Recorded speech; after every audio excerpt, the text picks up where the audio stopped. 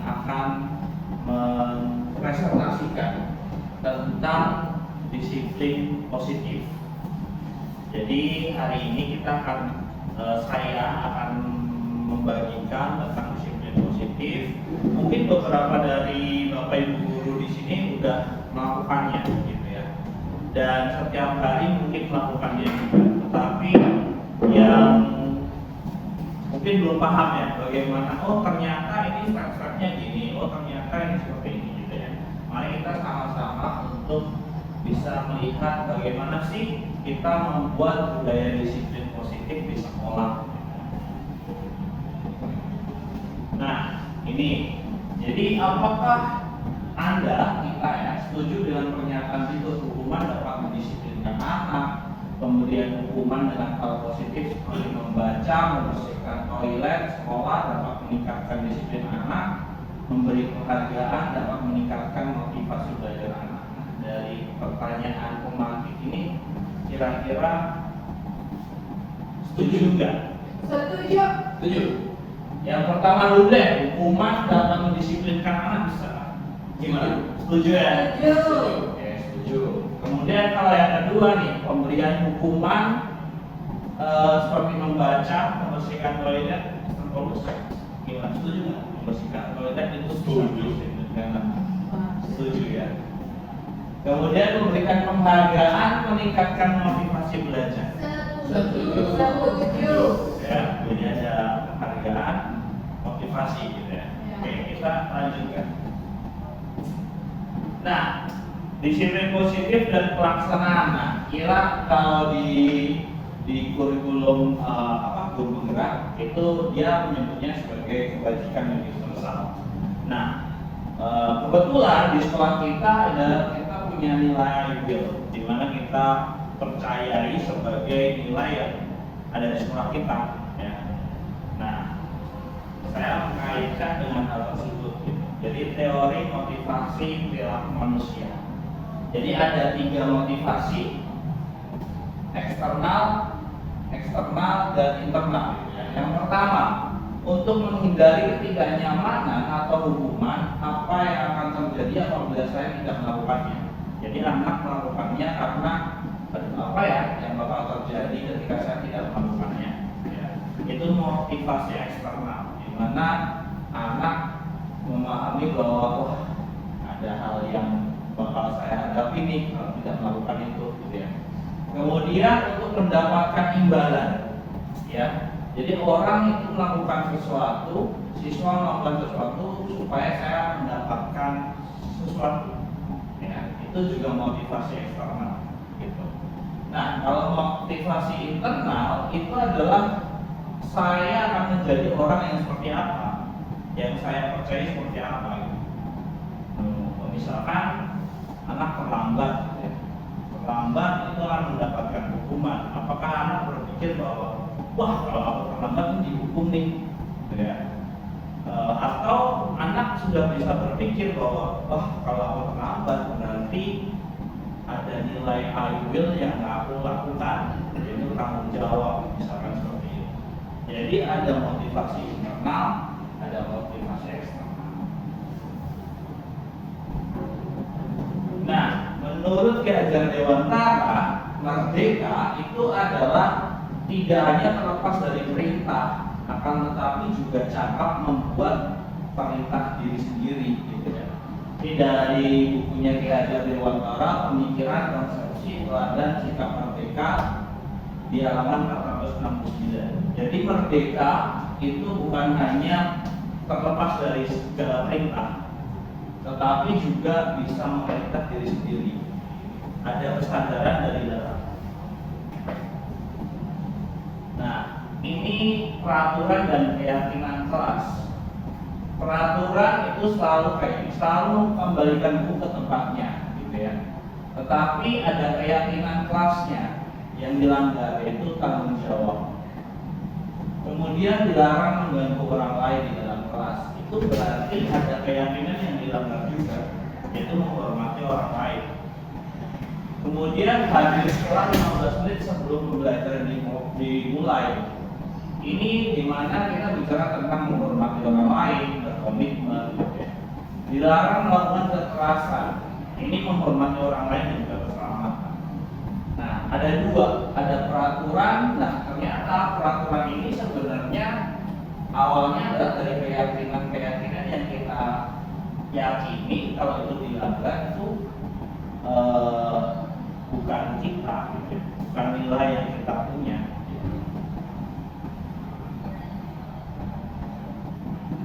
Nah, tindakan guru ada beberapa jenis ya, hukuman dan konsekuensi. Yang pertama, mencatat 100 kali di dalam buku kalimat ya, saya tidak akan pernah berbagi 100 kali. Nah, itu hukuman. Ya. Kemudian lari mengelilingi lapangan basket 2 kali. Ya, itu juga hukuman.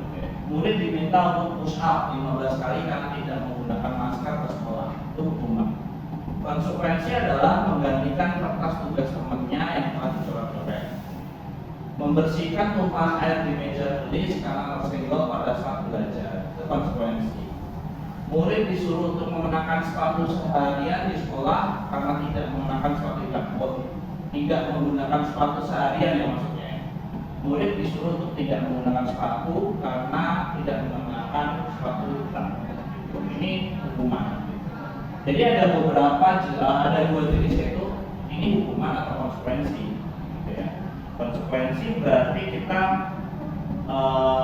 melakukan yang karena kita tidak melakukan itu maka muncullah konsekuensi.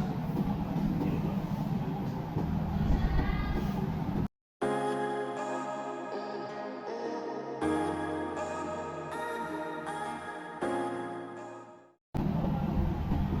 Perbedaannya ya antara hukuman dan konsekuensi.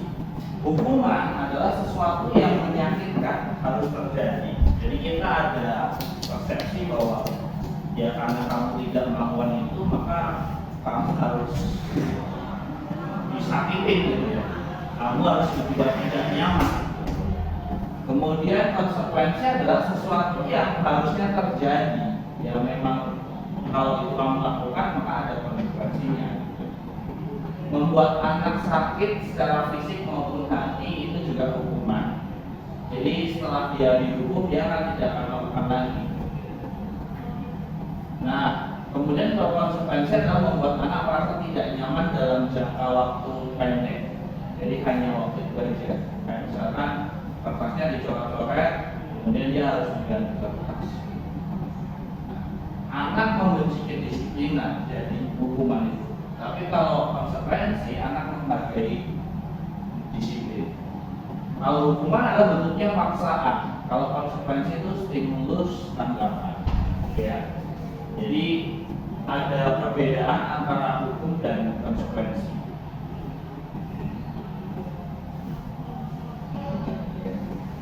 Nah, selanjutnya apa itu restitusi? Ya, restitusi adalah proses menciptakan kondisi bagi murid untuk memperbaiki kesalahan mereka.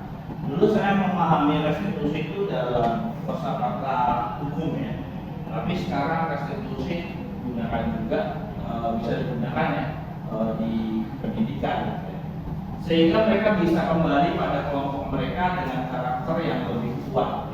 Jadi restitusi merupakan proses kolaboratif yang mengajarkan murid untuk mencari solusi untuk masalah mereka. Jadi kalau mereka melakukan kesalahan, yang mencari solusi ya mereka, bukan kita, untuk memperbaikinya. Gitu ya. Jadi membantu murid untuk berpikir orang seperti apa yang mereka ingin menjadi. Jadi tujuan mereka itu apa? Kamu mau jadi orang apa? Jadi orang bertanggung jawab ya berarti bertanggung jawablah. Jadi orang yang jujur ya jujurlah. Kamu mau jadi seperti apa? Nah, dan itu juga tentang bagaimana mereka harus memperlakukan orang lain. Jadi dua arah.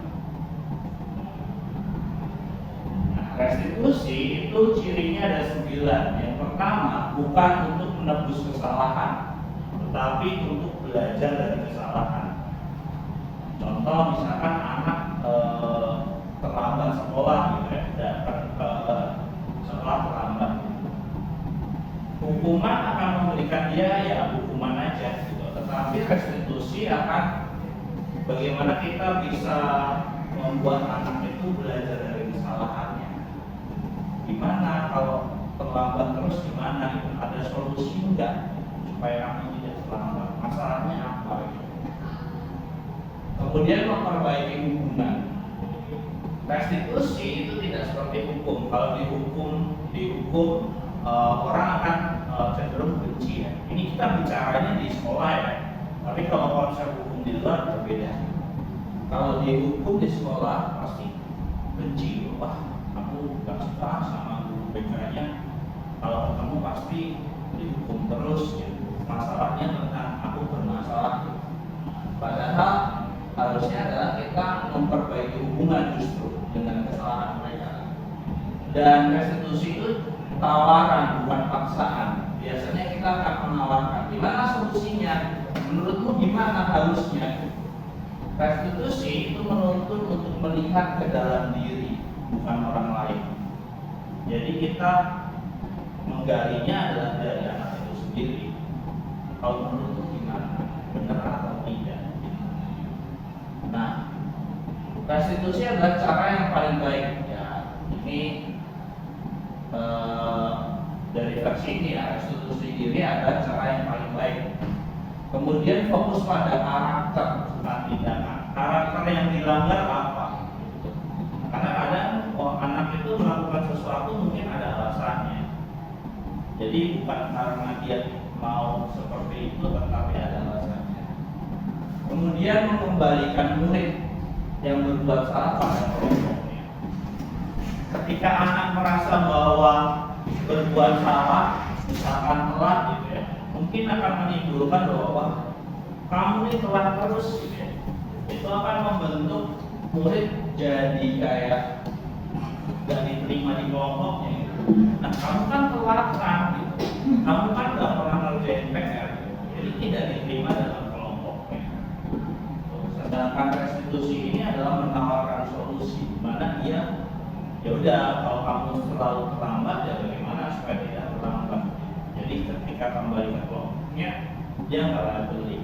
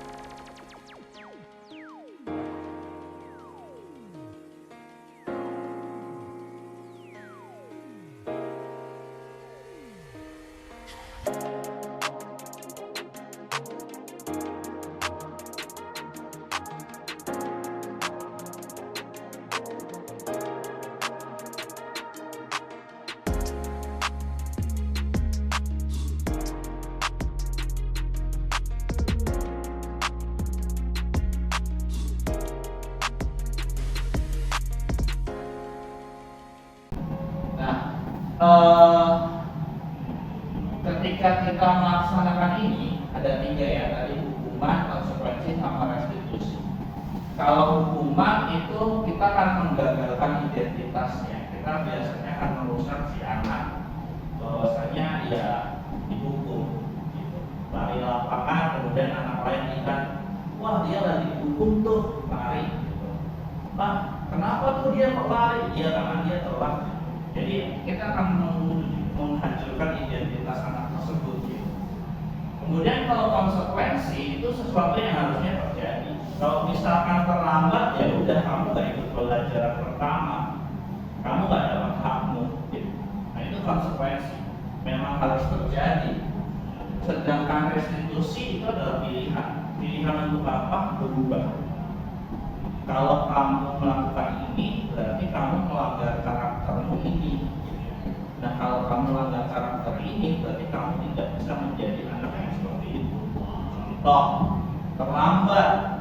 Kok kamu terlambat? Kira-kira menurut kamu anak yang bertanggung jawab enggak? Misalkan gitu ya. Kalau dia jawab, iya saya pengen jadi anak yang bertanggung jawab. Ya jadi lakukanlah. Seharusnya gimana bertanggung jawab. Kemudian kalau hukuman itu identitasnya adalah korban, ya, dihukum, anak yang dihukum. Gitu. Kalau konsekuensi korban itu diabaikan. Korbannya, contoh, misalkan Miss Lili nih jatuhin gelasnya Miss Dior gitu ya, pecah gitu ya. Kalau hukuman dia akan dihukum. Ayo mesti push up 15 kali gitu ya. Yang tidak ada hubungannya dengan mecahin gelas gitu. Nah, tapi beda ya kalau misalkan mungkin di dalam pelajaran olahraga gitu ya, kemudian ada push up gitu ya, memang push up ya push up gitu. Tapi ini tidak ada hubungannya, dia mecahin gelas tapi suruh push up gitu. Nah itu dia jadi korban gitu. Mendapatkan korbannya itu mendapatkan keadilan, korbannya senang lihat temannya dihukum di depannya dia. Gitu. Kemudian konsekuensi itu korban diabaikan. Jadi kalau ya konsekuensinya kalau pecah gimana? Ya kalau pecah ya kan misalkan diganti gitu ya, ganti ya saya ganti.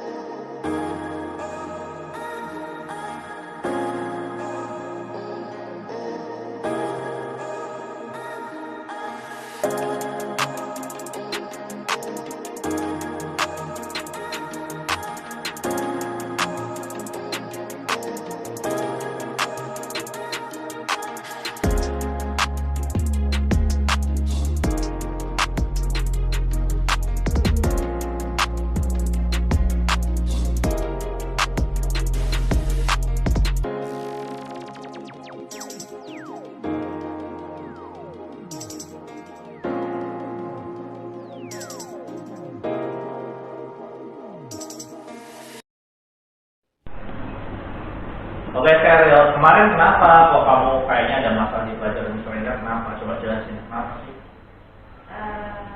Aku nggak menggunakan PowerPoint. Oke, bisa lebih kencang lagi ngomongnya. Biar Mr. lebih jelas. Gak apa-apa, mungkin. Kenapa kemarin? Aku nggak kerjain PowerPoint aku. Oke, jadi kamu nggak ngerjain tugas proyek kamu bareng sama teman-teman kamu, jadi kamu nggak ikut serta gitu. Iya. Oke. Terus menurut kamu nih alasannya apa sih? Pasti dong kamu punya alasan dong kenapa kok kamu ngelakuin itu. Kenapa apa? Iya, soalnya pas itu pas mereka mengajak untuk ngadain ini, aku sedang pergi. Oh, lagi pergi. Waktu mereka lagi meeting kelompok, kamu pergi. Mana emangnya? Aku harus membantu parent aku. Oke, bantu kakek neneknya. Iya. Gitu. Lagi datang ke rumah gitu. Iya, Jadi iya. sibuk ya. Sibuk. Oke. Ya udah. Terus gimana menurut Sheryl biar bisa memperbaiki situasi ini? Menurut Sheryl tuh apa sih yang kurang dari Sheryl gitu yang harus diperbaiki?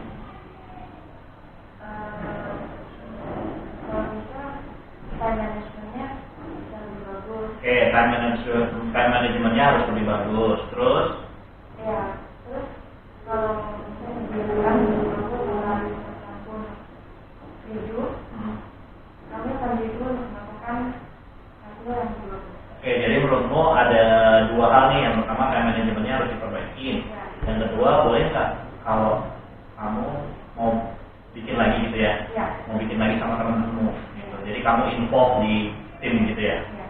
Oke. Bisa berarti ya? Bisa. Oke, bisa. Terus kalau menurut Sheryl, karakter apa sih yang Sheryl belum tunjukin dari kasus ini? Maksudnya kan harusnya nggak seperti ini nih Sir gitu, tapi kamu tetap ngelakuin itu. Kira-kira apa sih yang kurang karakternya? Tanggung jawab, Tanggung jawab, terus rajin, terus harus lebih rajin berarti ya. Terus sama bisa meluangkan waktu. meluangkan waktu, berarti manajemen ya. Tanggung jawab, kerajinan sama meluangkan waktu, manajemen. Iya. Oke, jadi itu harus diperbaiki ya, Sheryl ya.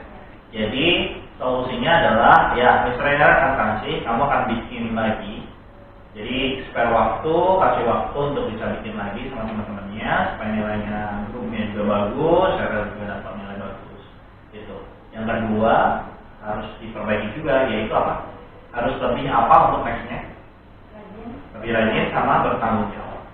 Gitu ya. Jadi harus lebih rajin sama bertanggung jawab supaya tindakan kita di kelas, di grup itu tetap bisa mencerminkan karakter kamu. Kan kamu udah punya karakter tanggung jawab, jadi jangan tinggalin itu. Even mungkin ada kasus-kasus tertentu nggak masalah, ya itu kan manusiawi ya. Kakeknya lagi datang, neneknya lagi datang, kan ya biasa terjadi. Cuman harus lebih tanggung jawab. Gitu. Oke, terima kasih ya Sheryl.